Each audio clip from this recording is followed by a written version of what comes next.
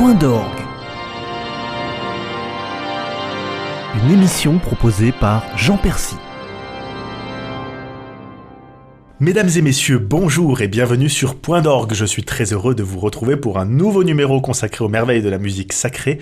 Veuillez excuser ma diction pour aujourd'hui, je suis un petit peu malade, j'espère que vous me le pardonnerez. Surtout que j'ai quelques beaux cadeaux à vous faire en termes de musique. Eh bien, sans plus attendre, on va en parler tout de suite. J'ai décidé de vous faire une petite sélection de 3 morceaux totalement différents dans leur temporalité et également dans leur expressivité, vous allez bien l'entendre, avec des choses que vous n'avez peut-être pas entendues, des compositeurs dont je vous avais encore pas parlé, et c'est pour ça que je voulais partager avec vous quelques-unes de ces petites merveilles très contrastées pour vous mettre en joie cette semaine avec de la musique. Et on va commencer sans plus attendre par un morceau de Pablo Casals. Alors, certains d'entre vous, les plus mélomanes, connaissent très certainement ce grand artiste qui est mort il n'y a pas si longtemps que ça, en 1973, à Porto Rico. C'était un violoncelliste, chef d'orchestre et compositeur espagnol. Il est extrêmement connu pour sa carrière de concertiste, de violoncelliste, notamment en musique de chambre, également comme soliste bien entendu.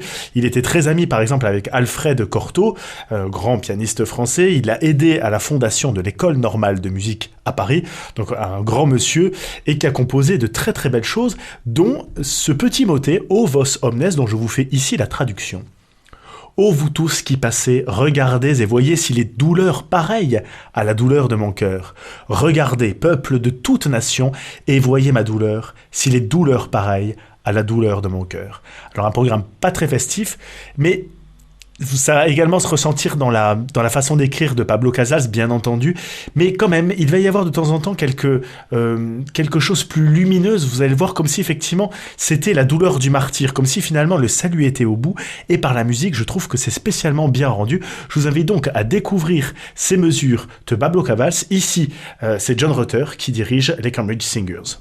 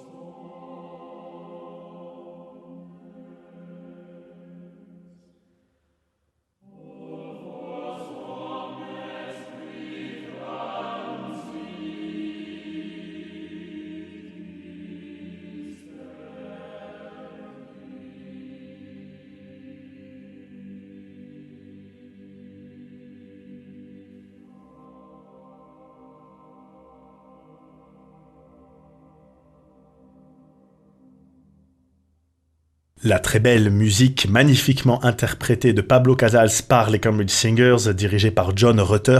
C'est de la très très belle musique, un petit peu atypique dans ce que vous avez l'habitude d'entendre habituellement, mais vraiment c'est quelque chose qu'il faut conserver, un magnifique petit trésor, plein de contrastes avec ses côtés beaucoup plus graves, très masculins. On commence avec un chœur d'homme, on termine dans les graves, et puis d'un autre côté vous avez des imprécations faites au niveau de la douleur avec les aigus déchirants, lancinants, qui là aussi montrent que avec le contraste il y a cet aspect effectivement d'âme éclatée, déchirée et avec cet aspect peut-être de martyr, mais en même temps ce qui tend vers la lumière, qui tend, c'est pas une souffrance vaine et on le sent dans cette musique et c'est ça que je trouve extraordinairement bien rendu ici dans cette musique de Pablo Casals, compositeur magique dont vous pouvez là aussi découvrir toutes les autres œuvres.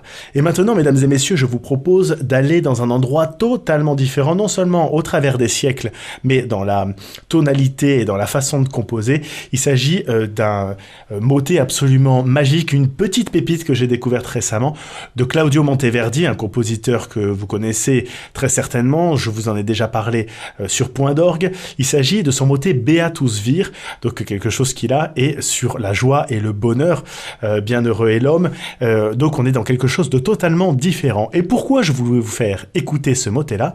Parce qu'il est un petit peu spécial. Il est de Monteverdi, je vous le disais, mais dans la forme, vous allez l'entendre, eh bien moi je trouve que ça ressemble beaucoup à un autre immense compositeur, George Frederick Handel, et vous allez entendre ce côté un petit peu sautillant et tout à fait remarquable, et en fait c'était presque la musique à la mode à cette époque-là, d'une grande distinction, d'une grande joie, d'une allégresse presque savante et en même temps très simple, vous allez l'entendre, avec parfois seulement deux voix qui se répondent à la tierce. C'est quelque chose de suprêmement élégant, suprêmement fin, très aristocratique finalement, mais avec cette joie incandescente qui nous fait dire que là aussi, il y a de belles merveilles au travers des siècles. Vous allez donc l'entendre à travers une instrumentation qui là aussi privilégie une forme de légèreté avec les violons et puis une basse continuelle aussi tout à fait leste. Voici donc le Beatus Vir de Monteverdi.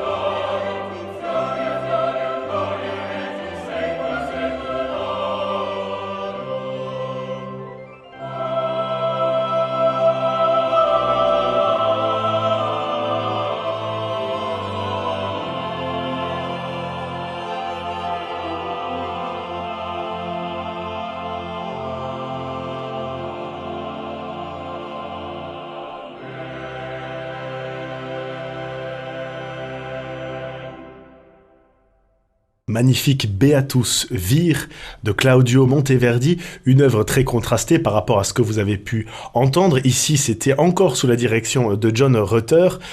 C'est quelque chose d'assez extraordinaire, toujours avec ces Cambridge Singers, cette espèce de façon toute anglaise d'avoir cette appropriation du répertoire. Et c'est pour ça aussi, non seulement dans les interprètes que je vous parlais des Anglais, mais également des compositeurs, puisque tout à l'heure, je vous ai parlé de Handel, il y a une sorte de filiation presque spirituelle dans cette musique qui s'est faite au travers des siècles et des compositions. C'est d'autant plus vrai d'ailleurs que Handel était très intéressé par la musique italienne. Il y est même passé de nombreuses fois, il a appris auprès de grands maîtres et naturellement il y a cette porosité dans la musique qui aujourd'hui se fait encore par l'interprétation et c'est pour ça qu'on remercie nos amis anglais de toujours mettre en avant ce type de musique absolument extraordinaire. Donc là, on était dans une façon de composer qui était presque classique. Vous savez, quand je vous avais parlé de Monteverdi, je vous avais parlé du grand compositeur, du grand maître de chapelle qui était à la basilique Saint-Marc à Venise, qui faisait ses expérimentations avec double, triple, quadruple chœur, qui se répondait sous les voûtes de la basilique.